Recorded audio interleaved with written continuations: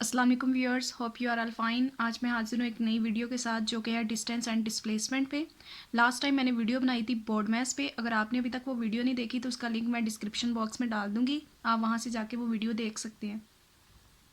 Distance and displacement क्या होते हैं और इनके यूनिट्स क्या हैं, इनके फार्मूलाज क्या हैं, इनके दरमियान डिफरेंस क्या है, वो आज हम डिस्कस करेंगे। सबसे पहले हम देखेंगे डिस्टेंस क्या होता है। Length of a path between two points is called distance. दो पॉइंट्स के दरमियान पाथ की जितनी भी लंबाई होती है उसको कहते हैं डिस्टेंस। ठीक है, तो अगर कोई ऑब्जेक्ट इस पाथ के बिल्कुल साथ साथ चलता है, ठीक है, वो डिस्टेंस ही कवर कर रहा है, लेकिन बिल्कुल साथ साथ चलता है, हालांकि इसके दरमियान कोई शॉर्टकट भी था लेकिन उसने वो शॉर्टकट अडॉप्ट नहीं किया, वो बिल्कुल इसी पाथ के साथ साथ चल रहा है, उसने एक लॉन्ग वे अडॉप्ट किया है, जिसकी वजह से ये इसका क्या कहलाएगा, डिस्टेंस कहलाएगा। ठीक है, डिस्टेंस को डिनोट किया जाता है एस से। इसी के साथ दूसरी डेफिनेशन है जो कि है displacement. The shortest distance between two points is called displacement. दो पॉइंट्स के दरमियान जो कम डिस्टेंस होता है उसको क्या कहा जाता है, डिस्प्लेसमेंट। जैसे कि पाथ हम यही ले लेते हैं जो डिस्टेंस में लिया था, यहाँ पे ए लिख दिया है और यहाँ पे बी, ये दो पॉइंट्स हैं। ठीक है, अब ऑब्जेक्ट ने जो डिस्टेंस कवर किया है वो डायरेक्ट ए से बी की तरफ गया है।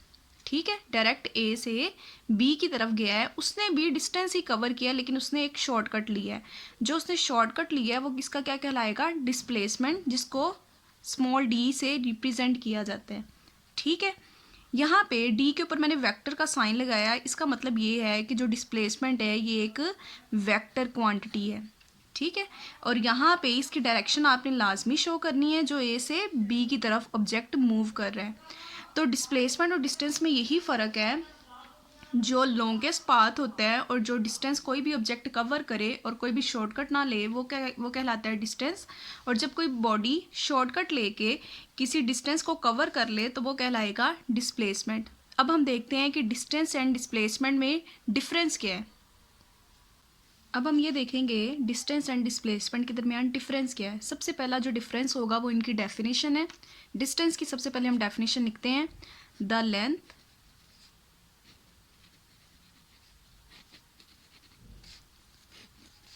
of a path between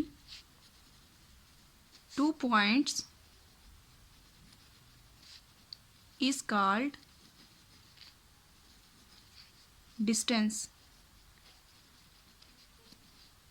अब हम लिखेंगे डिस्प्लेसमेंट की डेफिनेशन,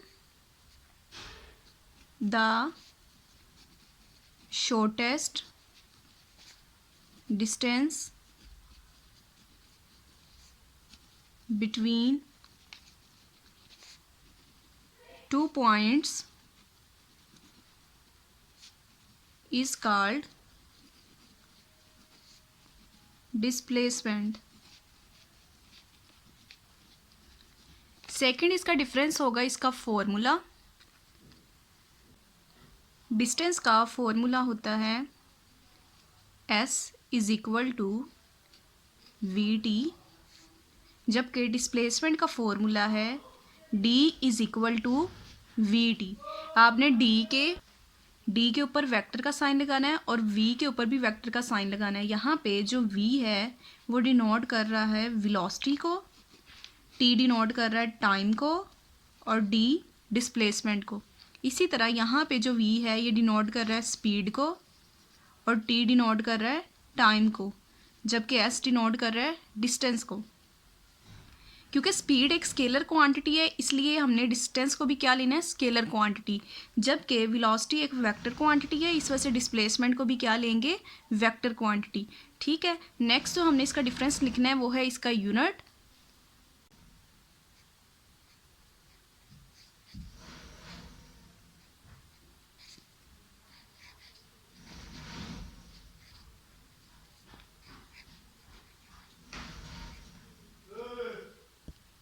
डिस्टेंस का यूनिट होता है मीटर और मीटर को डिनोट किया जाता है स्मॉल m से।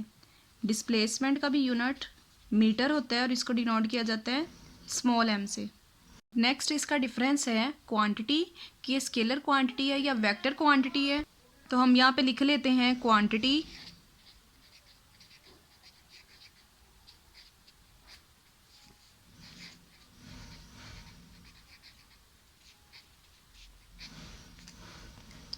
डिस्टेंस एक स्केलर क्वांटिटी है जबकि डिस्प्लेसमेंट वेक्टर क्वांटिटी है। अब ये स्केलर क्यों है, ये जब डायग्राम मैंने आपको बताई थी तभी बता दिया था कि जो भी ऑब्जेक्ट जाती है वो बिल्कुल पाथ के साथ मूव कर रही होती है, वहाँ पे डायरेक्शन नहीं इंक्लूड होती। और स्केलर क्वांटिटी यही होती है जो किसी भी ऑब्जेक्ट की या किसी पाथ का, वहाँ पे पाथ की बात हो रही थी, उसकी लेंथ बता रही थी और लेंथ में आता है सिर्फ मैग्नीट्यूड। तो स्केलर क्वांटिटी में सिर्फ और सिर्फ मैग्नीट्यूड को डिस्कस किया जाता है, जबकि वेक्टर क्वांटिटी में मैग्नीट्यूड के साथ साथ डायरेक्शन को भी डिस्कस किया जाता है।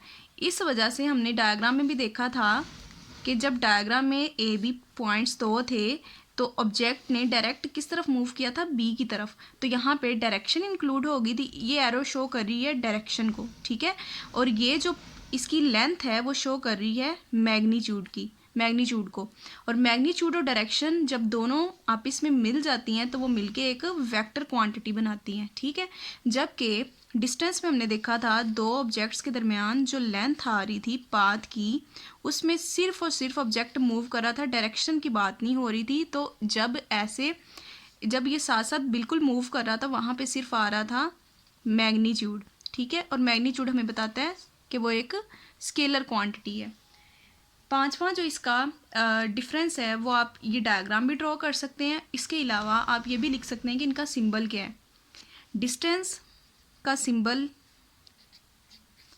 और साथ में यहाँ पे डिस्प्लेसमेंट का सिंबल लिख सकते हैं। डिस्टेंस का सिंबल लिया जाता है कैपिटल एस, जबकि डिस्प्लेसमेंट का सिंबल लिया जाता है स्मॉल डी, लेकिन इसके ऊपर वेक्टर का साइन लगाया जाता है क्योंकि डिस्प्लेसमेंट एक वेक्टर क्वांटिटी है। आखिरी इसका डिफरेंस ये भी आप लिख सकते हैं, distance has no direction whereas displacement has direction. ये थी आज की वीडियो। अगर आपको अच्छी लगी हो तो इसको लाइक करें और शेयर करें और मेरे चैनल को भी सब्सक्राइब करें। नेक्स्ट मैं आऊँगी एक नई वीडियो के साथ, तब तक देखते रहें मैथ स्किल्स। अल्लाह हाफिज़।